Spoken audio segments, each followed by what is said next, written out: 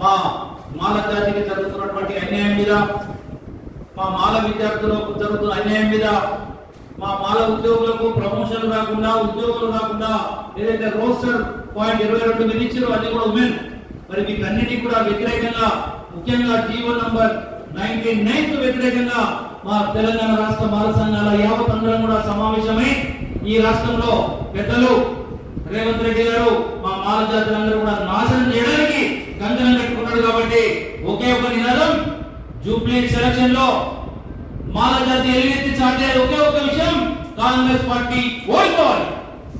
జూబ్లీస్ లో తెలంగాణ రాష్ట్రంలో మాలందరూ కూడా మీరందరూ కూడా హైదరాబాద్ రండి. మనకు జరుగుతున్న అన్యాయం మీద ఈ గుడ్డి ముఖ్యమంత్రి రేవంత్ రెడ్డి గారు మనందరూ కూడా మన జీవితాలతో ఆడగడుకుంటా ఉన్నాడు, మాల జాతిని నాశనం చేస్తా ఉన్నాడు. కాబట్టి ఎరగిపోయి కడుపుమండి మా మాల జాతిని రక్షించుకోవడానికి ఒకే ఒక ఆయుధం, జూబ్లీస్ ఎన్నికల్లో కాంగ్రెస్ పార్టీ ఓడిపోవాలి, రేవంత్ రెడ్డిని రాజకీయంగా సమాధి చేయాలి. ఇది తెలంగాణ రాష్ట్ర మాల సంఘాల కేసు ఇచ్చినటువంటి ఏకైక నిర్ణయం.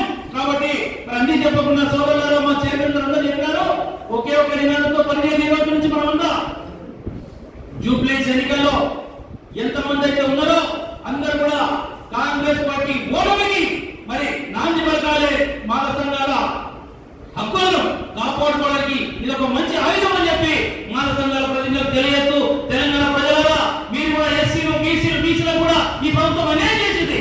కాబట్టి అందరూ కూడా రండి, కాంగ్రెస్ పార్టీకి బుద్ధి చెప్పాలంటే రేవంత్ రెడ్డి గారి అహంకారం తొలగి మారాలంటే, ఢిల్లీ పెద్దలకు ఈ రాష్ట్రంలో ఏం జరుగుతుందో తెలియాలంటే జూబ్లీస్ ఎన్నికల్లో కాంగ్రెస్ పార్టీ ఓడిపోవాలి.